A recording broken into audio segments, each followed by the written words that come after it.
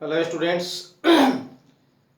पिछले वाले लेक्चर में हमने मीटर सेतु क्या है, इसका सिद्धांत और इसकी संरचना ये हमने पढ़ी थी कि किस प्रकार से हम किसी मीटर सेतु की सहायता से किसी अज्ञात प्रतिरोध का निर्धारण कर सकते हैं।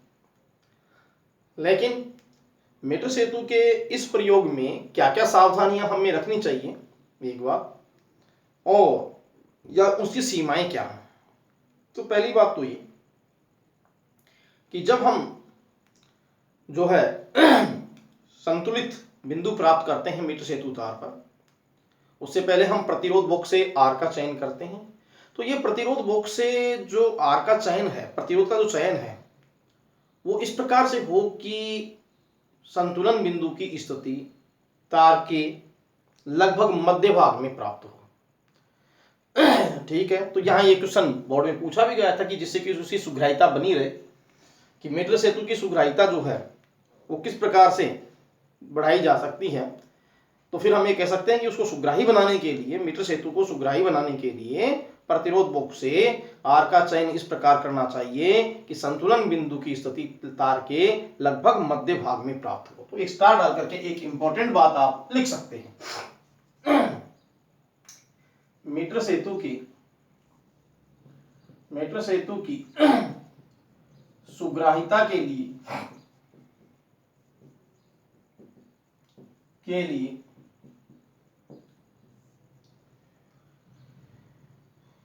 प्रतिरोध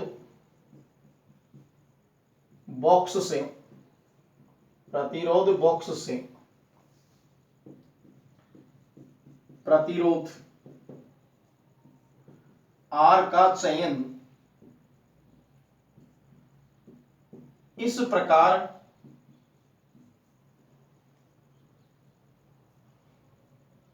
करना चाहिए जिससे संतुलन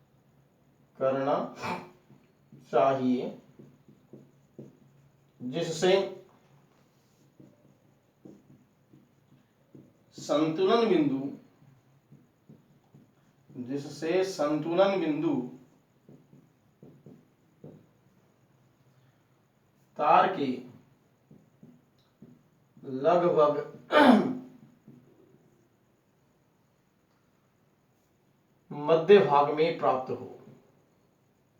मध्य भाग में प्राप्त हो।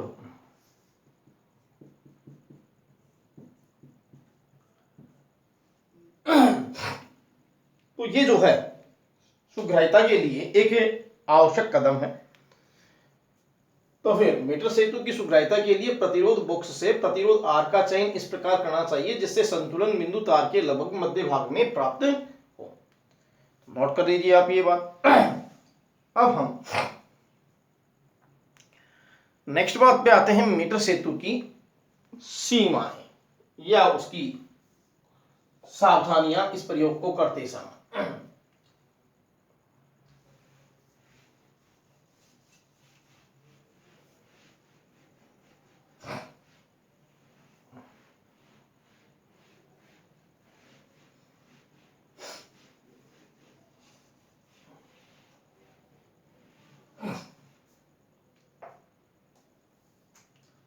मीटर सेतु की सीमाएं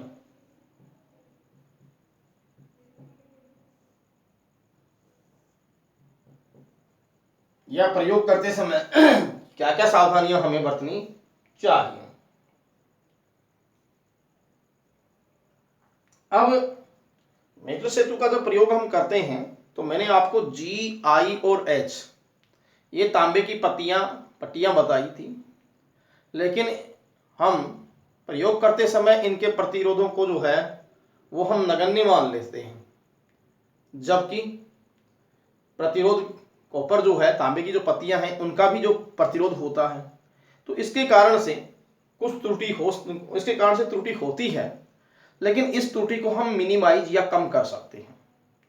वो कैसे कम कर सकते हैं कि हम जो है प्रतिरोध बॉक्स, एक बार तो प्रतिरोध बॉक्स की जगह प्रतिरोध बॉक्स ही और अज्ञात प्रतिरोध लेकर के पाठ्यांक ले लें, और एक बार हम अज्ञात प्रतिरोध और प्रतिरोध बॉक्स दोनों की स्थितियां परस्पर बदल करके और फिर पाठ्यांक ले लें, और उन दोनों पाठ्यांकों को जोड़ करके उसका औसत निकाल लें।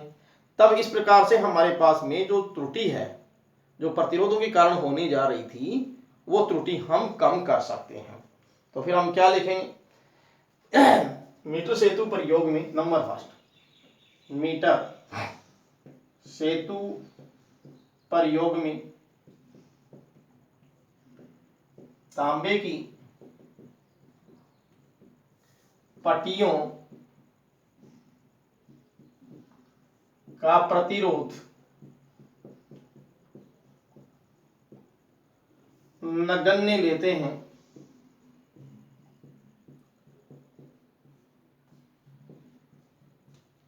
जबकि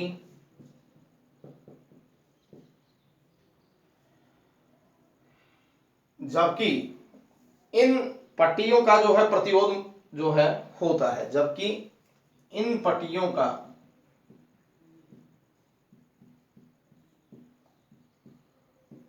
कुछ प्रतिरोध होता है।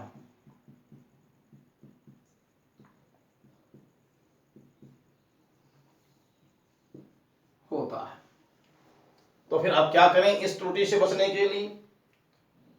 तो फिर जिससे प्रतिरोध निर्धारण में त्रुटि हो जाती है, इस त्रुटि के निराकरण के लिए, इस त्रुटि के निराकरण के लिए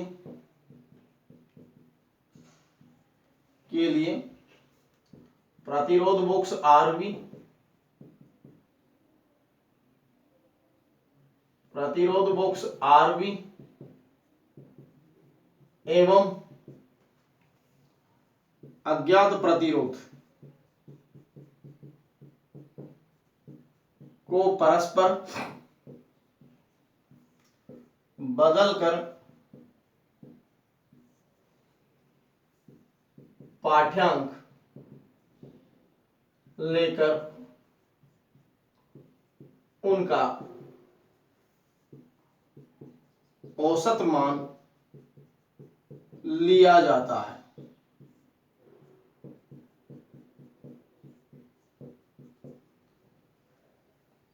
तो ये हम उनकी परस्पर स्थिति को बदल दें, प्रतिरोध बॉक्स को और अज्ञात प्रतिरोध को पाठ्यांक ले लें, उनका औसत निकाल लें, तो ये त्रुटि दूर हो जाएगी। लेफ्ट राइट बन जाएगा, राइट लेफ्ट बन जाएगा और त्रुटि का निराकरण हो जाएगा। अब नेक्स्ट बात हमारे पास में क्या आती है कि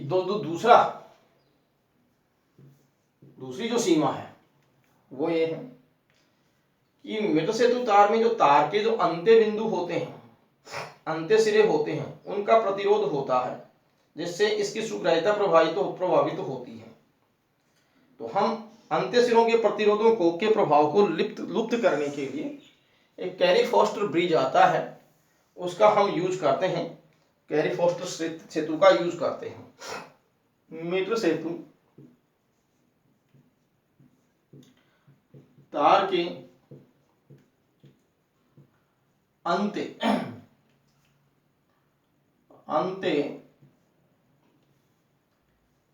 सिरों के कारण, मीटर सेतु तार के अंत्य सिरों के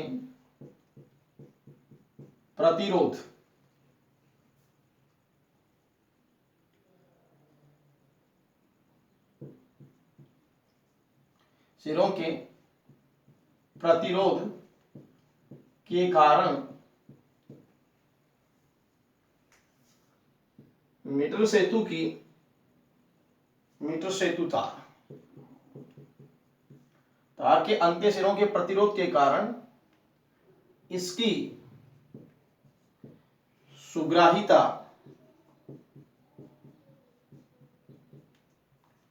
प्रभावित होती है।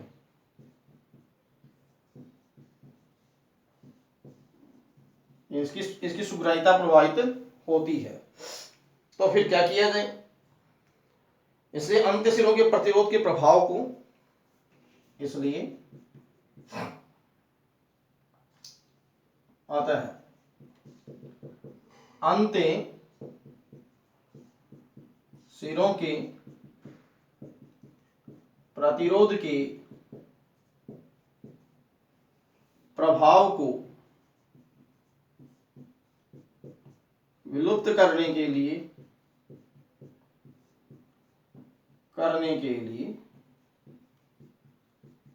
कैरी फोस्टर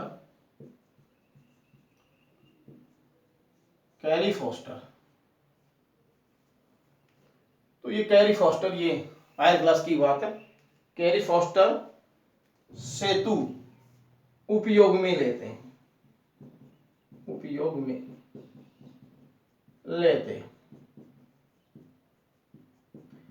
तो पहला तो क्या था, तांबे की पट्टियों का प्रतिरोध यदि जो है त्रुटि उत्पन्न करेगा तो वो त्रुटि हम कैसे कम करेंगे, प्रतिरोध बॉक्स और अज्ञात प्रतिरोध के मान परस्पर परिवर्तित करके, एक बात। दूसरी बात यह है कि मीटर सेतु तार के जो अंत्य सिरे होते हैं जो पट्टियों के नीचे दब जाते हैं, इसलिए उसके कारण उसकी जो सुग्राहिता होती है वो प्रभावित होती है मीटर सेतु की। तो फिर इसे हम किस तरीके से जो है इस प्रभाव को हम विलुप्त करें, तो ये हम कैरी फोस्टर सेतु उपयोग में लेकर कर सकते हैं।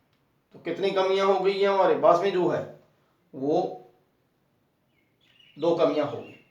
तीसरी कमी ये है कि हमें मीटर सेतु तार में अधिक समय तक धारा प्रवाहित नहीं करनी चाहिए, क्योंकि अधिक समय तक धारा प्रवाहित करेंगे तो तार गर्म हो जाएगा, और गर्म हो जाएगा तो उसका प्रतिरोध परिवर्तित होगा, जबकि मीटर सेतु तार का प्रतिरोध परिवर्तित नहीं होना चाहिए। ठीक है, तो ये तीसरी हमारे पास में सीमा हो जाएगी। तो नंबर 3 पे लिखेंगे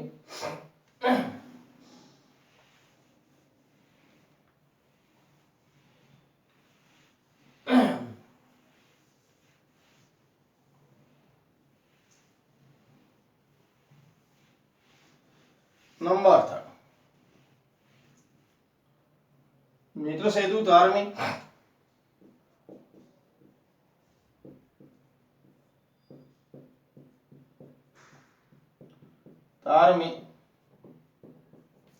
लंबे समय तक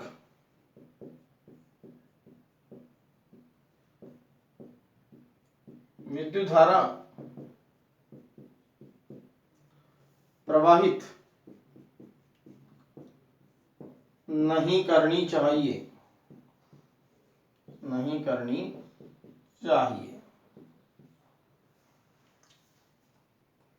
क्यों भाई ऐसा करने से प्रभावित नहीं करनी चाहिए? क्योंकि ऐसा करने से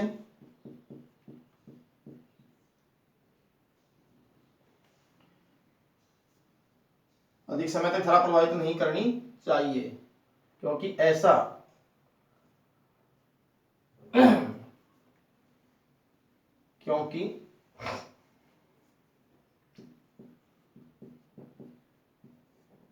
लंबे समय तक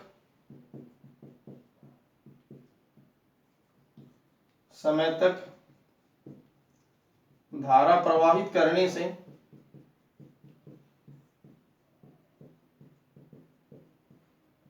तार गर्म होगा,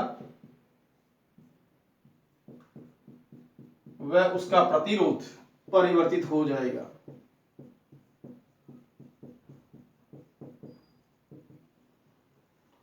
प्रतिरोध परिवर्तित हो जाएगा, जबकि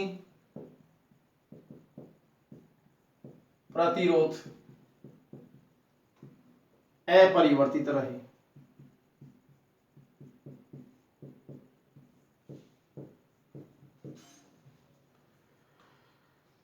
नंबर 4, क्योंकि देखिए हम जब तार में लंबे समय तक धारा प्रवाहित करेंगे तो गर्म होगा, और हमें पता है कि जब किसी चालक का ताप बढ़ाया जाता है तो उसका प्रतिरोध जो है ना बढ़ता है, परिवर्तित हो जाएगा। लास्ट इसकी जो सीमा है वो क्या है कि जब हम जोकी को तार के ऊपर जो है बैलेंस बिंदु या संतुलन बिंदु ढूंढते हैं तो उससे उसको स्पर्श करवाते हैं, तो जोकी को रगड़ करके नहीं चलाना चाहिए, उसको सॉफ्ट तरीके से जो है जॉकी को चलाना चाहिए, क्योंकि रगड़ेंगे तो तार का अनुप्रस्थ काट बदलेगा, अगेन प्रतिरोध बदलेगा, और प्रतिरोध बदलना नहीं चाहिए। तो फिर हम क्या जॉकी को मीटर सेतु तार पर, मीटर सेतु तार पर रगड़कर नहीं चलाना चाहिए।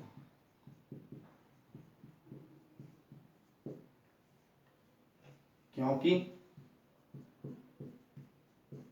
रगड़कर चलाने पर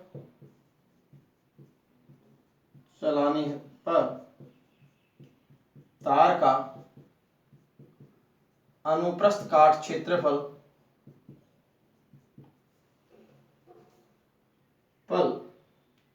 परिवर्तित होता है,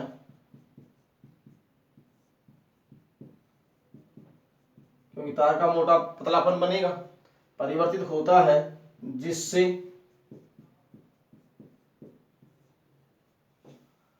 प्रतिरोध परिवर्तित होता है, जिससे प्रतिरोध परिवर्तित होता है, जबकि प्रतिरोध अपरिवर्तित रहना चाहिए,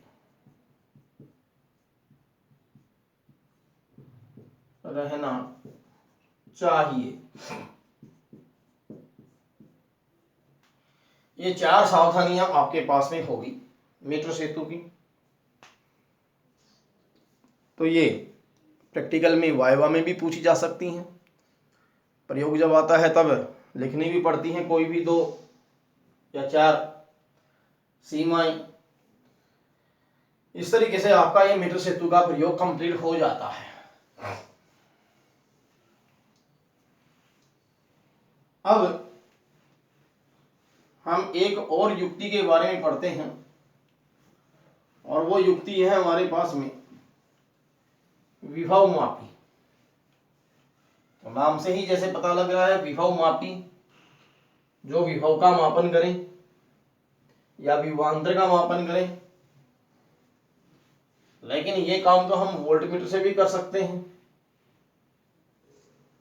तो फिर विभव मापी की जरूरत क्यों पड़ गई?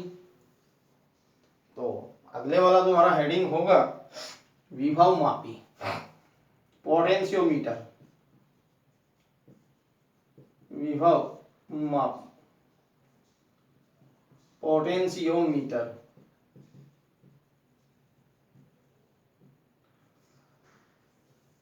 तो सबसे पहले तो हम विभव मापी क्या है इसके समझें।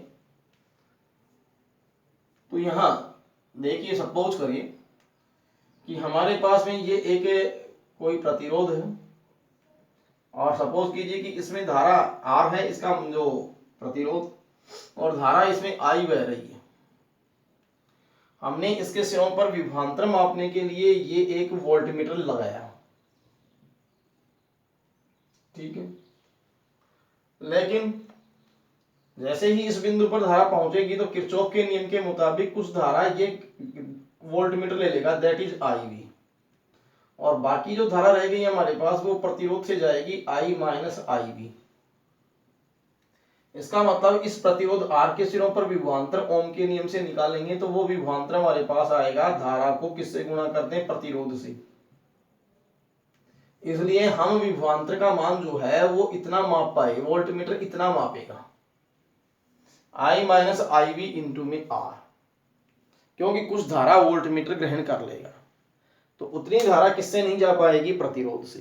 तो प्रतिरोध से थोड़ी कम ही जा पाएगी, I माइनस IB, और इसको गुणा R से करेंगे तो ये विभवांतर आ गया।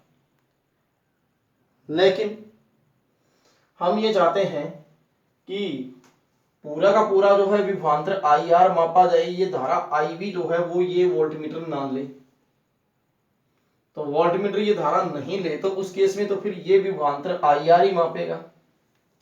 लेकिन प्रायोगिक रूप में ऐसा वोल्टमीटर नहीं बनाया जा सकता जो बिल्कुल भी धारा ना ले, IB का मान 0 रहे। क्योंकि यदि ऐसा वोल्टमीटर होता है तो उसको हम आदर्श वोल्टमीटर कहते हैं। तो फिर ऐसा आदर्श वोल्टमीटर तो हम नहीं बना सकते कि जो धारा जो है वो IV को जो है ना ले और वो पूरा पूरा IR का ही मापन करे। तो ये एक समस्या होगी। इस समस्या से बचने के लिए एक नई युक्ति की तलाश की गई कि जहां वोल्टमीटर यथार्थतापूर्वक मापन नहीं कर रहा था, उसके लिए एक नई युक्ति आई जिसी का नाम क्या है हमारे पास में, विभव मापी।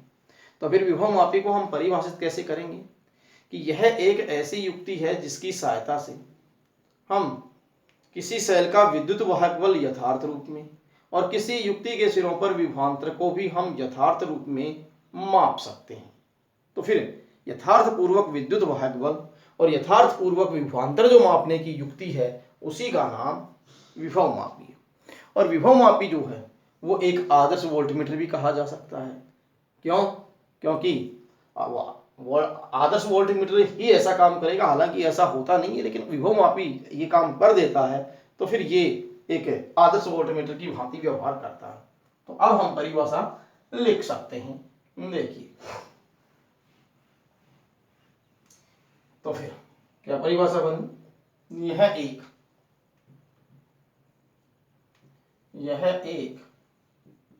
ऐसी युक्ति है, यह एक ऐसी युक्ति है जिसकी सहायता से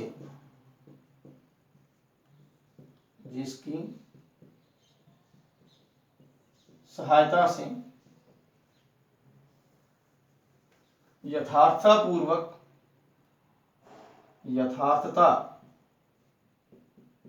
पूर्वक किसी सेल का विद्युत वाहक बल एवं यथार्थता पूर्वक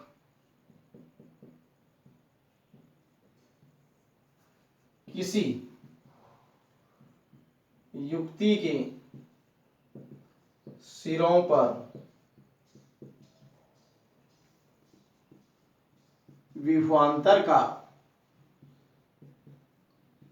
मापन कर सकते हैं।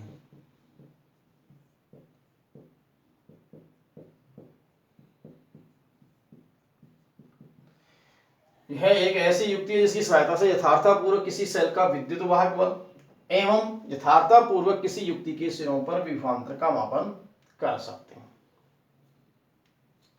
तो फिर हम ये कहेंगे कि वोल्टमीटर क्या कर रहा था? कुछ धारा को कंज्यूम कर रहा था, इसलिए वो पूरा नहीं माप रहा था।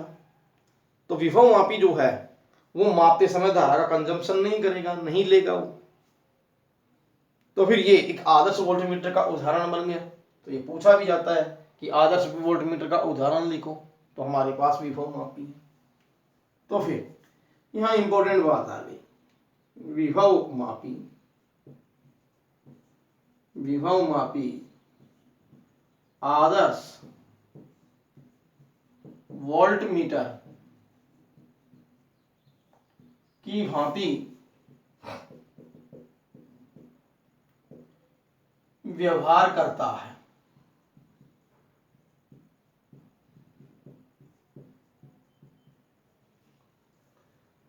तथा यह धारा को जो है वो नहीं लेता।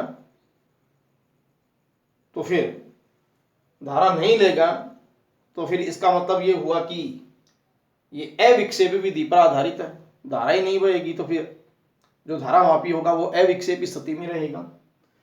तो यह युक्ति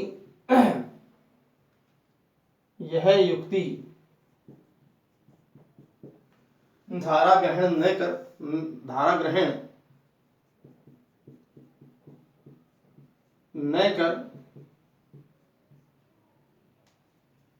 अविक्षेप स्थिति में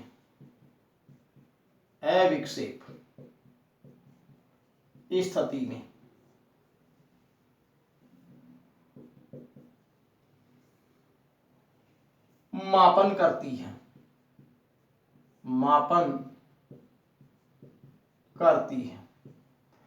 तो यहां से ये इंपॉर्टेंट बातें निकल जाती हैं कि विभव मापी जो है वो किसकी भांति काम करता है? आदर्श वोल्टमीटर की भांति। और यह युक्ति धारा ग्रहण नहीं करती है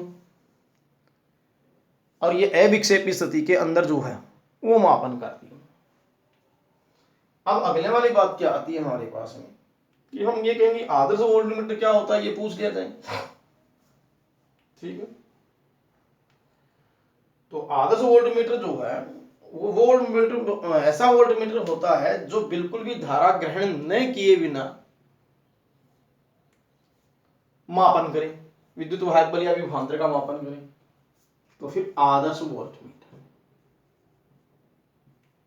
आदर्श वोल्टमीटर।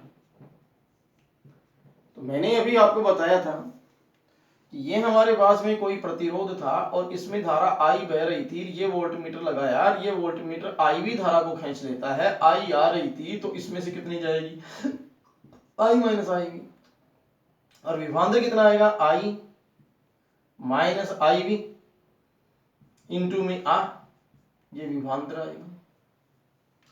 लेकिन हमें चाहिए पूरा पूरा ये आई भी जीरो हो जाए, तो आई भी जीरो हो जाए तो उस केस में आई भी जीरो हो जाए, उसी केस में तो v इक्वल क्या आएगा, आई आर आएगा। लेकिन ऐसी स्थिति में हम ये कहेंगे कि वोल्टमीटर आदर्श बन गया जब वो कोई भी धारा ना ले। लेकिन वो धारा कब नहीं लेगा, जब उसका खुद का प्रतिरोध अनंत होगा, किसका, वोल्टमीटर का। तो ऐसा हम प्रतिरोध, ऐसा वोल्टमीटर नहीं बना सकते कि जो बिल्कुल भी धारा न ले, जिसका प्रतिरोध अनंत हो। तो फिर हम ये कह सकते हैं कि आदर्श वोल्टमीटर परिभाषित तो कर देंगे हम कि ऐसा वोल्टमीटर जिसका प्रतिरोध अनंत हो, आदर्श वोल्टमीटर कहते हैं ऐसा वोल्टमीटर जिसका प्रतिरोध अनंत है, अनंत हो, अर्थात जो परिपथ में बिल्कुल भी धारा ग्रहण नहीं करे,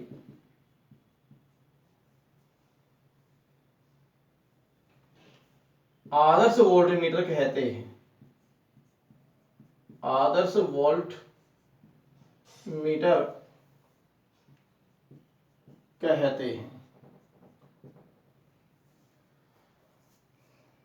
ठीक है, लेकिन व्यवहार में हम ऐसा वोल्टमीटर नहीं बना सकते, तो फिर बात क्या आएगी, लेकिन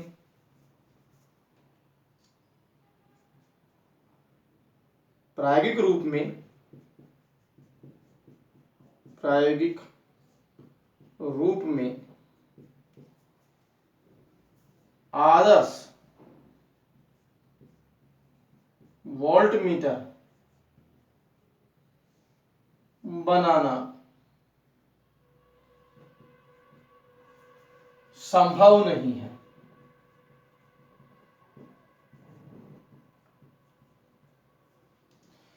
तो फिर यहां हमने इस विभव मापी के बारे में इसकी परिभाषा पढ़ी, इसकी रिक्वायरमेंट क्यों हुई ये पढ़ा, क्योंकि वोल्टमीटर सही तरीके से मापन नहीं कर रहा था। तो फिर इसके बाद में हमने ये देखा कि विभव मापी जो है वो एक आदर्श वोल्टमीटर की भांति काम करने लग गया, यथार्थपूर्वक मापन करने लग गया। लेकिन आदर्श वोल्टमीटर क्या होता है, ये आदर्श वोल्टमीटर एक ऐसी युक्ति है जिसका प्रतिरोध अनंत होता है, जो परिपथ में बिल्कुल भी धारा ग्रहण नहीं करे, जो है आदर्श वोल्टमीटर कहते हैं, जिसका प्रतिरोध अनंत हो, अर्थात जो परिपथ में बिल्कुल भी धारा ग्रहण न करते हुए मापन करें। ठीक है, ऐसे वोल्टमीटर को हम आदर्श वोल्टमीटर कहते हैं। लेकिन क्या आप प्रायोगिक रूप में आदर्श वोल्टमीटर बना सकते हैं, नहीं बनाएंगे तो वो विभव मापी बनेगा। तो इस तरीके से हमारे पास में जो है ये विभव मापी होगी। अब अगले वाले लेक्चर में कि विभव मापी की संरचना क्या है, विभव मापी का सिद्धांत क्या है और विभव मापी को हम किस किस काम में ले सकते हैं, तो ये इस चैप्टर का एक बहुत ही इंपॉर्टेंट आर्टिकल है। आप इनको याद करते जाइए, बढ़ते जाइए। और आज का लेक्चर जो है बस वो यहीं तक है। Thank you.